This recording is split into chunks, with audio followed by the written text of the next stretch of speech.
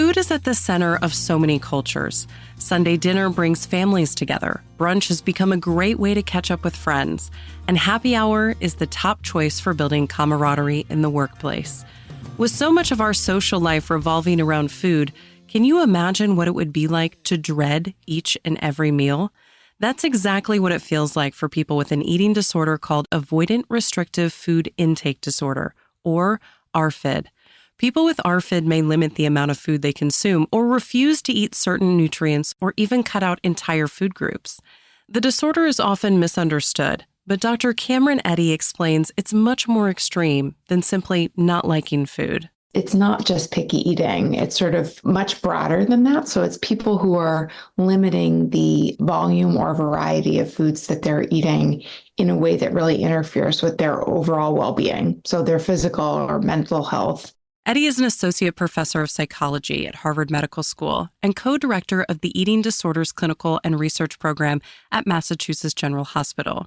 She says that while many other eating disorders stem from body weight and composition issues, ARFID is different. More often, the rationale for food avoidance or restriction is kind of one of three presentations. It's either because folks may have really like a sensory sensitivity, so that different foods like tastes really strong or intense or gross or kind of disgust them. It may be because they've had a really negative experience with eating, like a food trauma where they've had a choking experience or vomiting, and then they become really scared about having that same experience again and then restrict their intake.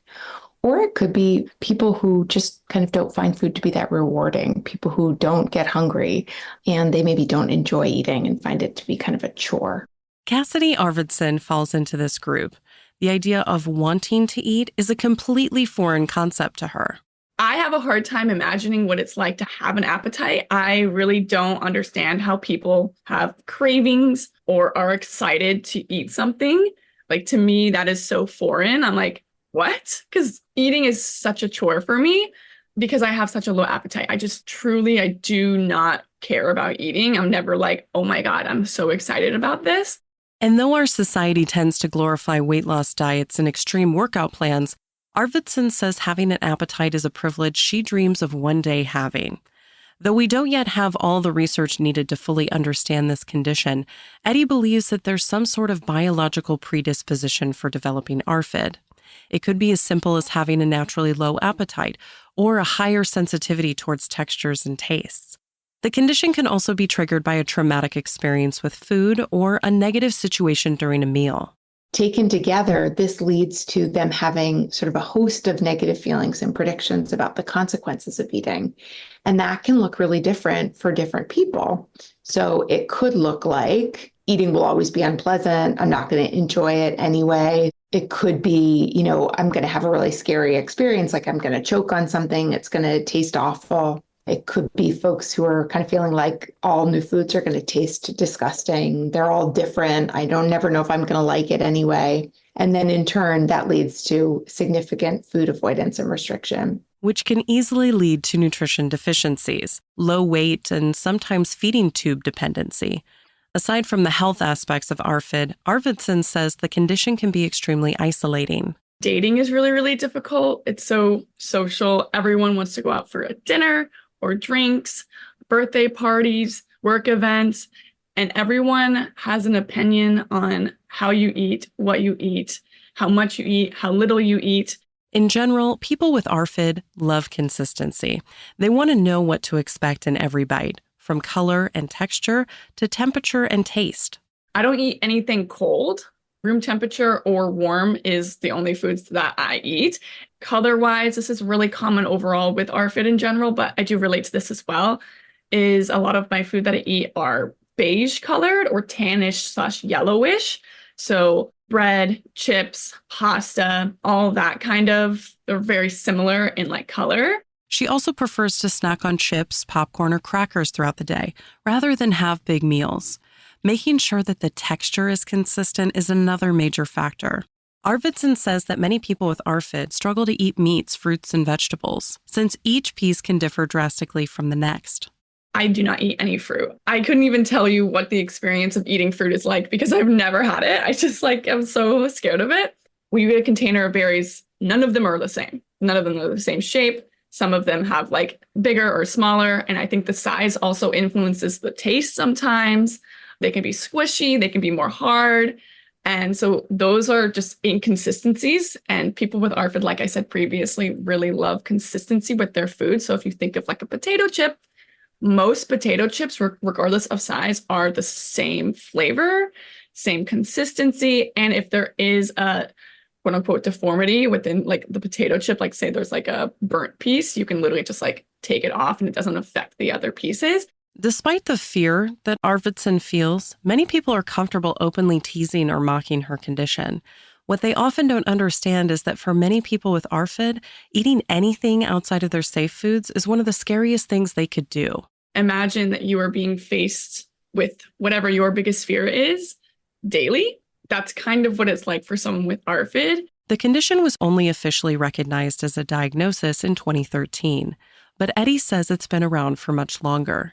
So in the DSM-5, it's really like a reformulation of what used to be called feeding disorder of infancy and early childhood, meaning that it used to be a presentation that people thought, had to begin before age 6.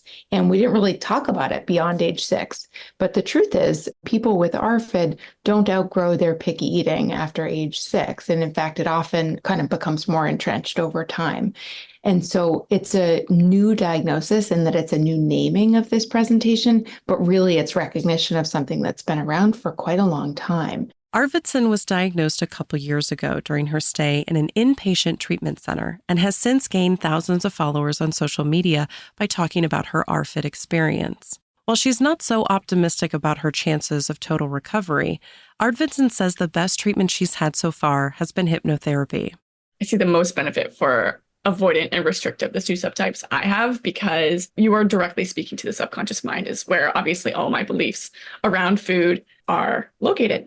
And though Arvidson is skeptical about healing, Eddie says she's seen a lot of success with her ARFID patients that range from making big life changes to reaching full recovery. Her and a colleague have developed a recovery plan for ARFID that Eddie describes as action-oriented treatment. It's designed as a 20-week outpatient program that includes cognitive behavioral therapy, ARFID and nutrition education, and exposures.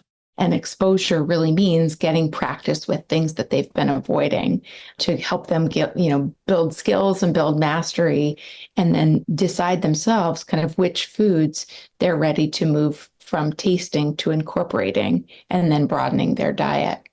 And the goals of treatment are really to help them no longer meet criteria for ARFID. So helping them to overcome their anxiety and discomfort around eating, helping them to eat more regularly so that it also helps to build regular appetite, and that they're eating foods now from all of the 5 food groups so that it reduces their nutrition deficiencies, and then really targeting the foods that are going to help them get back in their lives. The exposures aim to help patients challenge the negative feelings and predictions about eating. For example, Arvidson believes her low appetite can't be changed because it's how her body naturally functions. However, Eddie would challenge that belief. If her biology is sort of giving her not enough clues that it's time to eat, if her dinner bell is not alarming for her that it's time for her to eat, we want to override that system by helping her to just do it in a pattern by kind of just literally following the clock. And that over time, that's something that her biology might catch up to as well. It might actually help her to start getting those cues. Eddie says that these types of exposures can help push individuals and help them realize that they have more control over their body than they may have thought. Unfortunately, she's noticed that these challenges are often lacking in many of her patients' lives. They have stopped eating with their families. They've stopped being invited out to dinner. And often, when they come to us as young adults, they don't have any exposure to eat certain foods. To give you just a simple example, we've had some patients who have come to us unable or not practiced with eating any kind of fruit. And often, they're not even sure where to begin. So do they peel the orange? Do they bite in? Do they peel the banana? How do they even do it? And I know that's a more extreme example, but it's an example of when you don't have any modeling or exposure to how to do these things, it can become even weirder and even more challenging. So she encourages parents and family members to continue exposing people with ARFID to a variety of food. Even if they don't eat it, the experience will help get them more comfortable and knowledgeable about their fear foods. Eddie says it's also important to realize that the goal isn't to like every food. Not everybody needs to be able to eat broccoli. You need to be able to get those nutrients. But if you are not interested in doing it with broccoli, like there are probably many, many, many other ways to be able to do it. And you could be a totally healthy, functioning person who doesn't eat broccoli. You can find more information about Dr. Cameron Eddy, Cassidy Arvidson, and all of our guests on our website, radiohealthjournal.org. For more behind the scenes, follow Radio Health Journal on Facebook, Instagram, and X. Our writer-producer is Kristen Farah. Our executive producer is Amira Zaveri. I'm Elizabeth Westfield.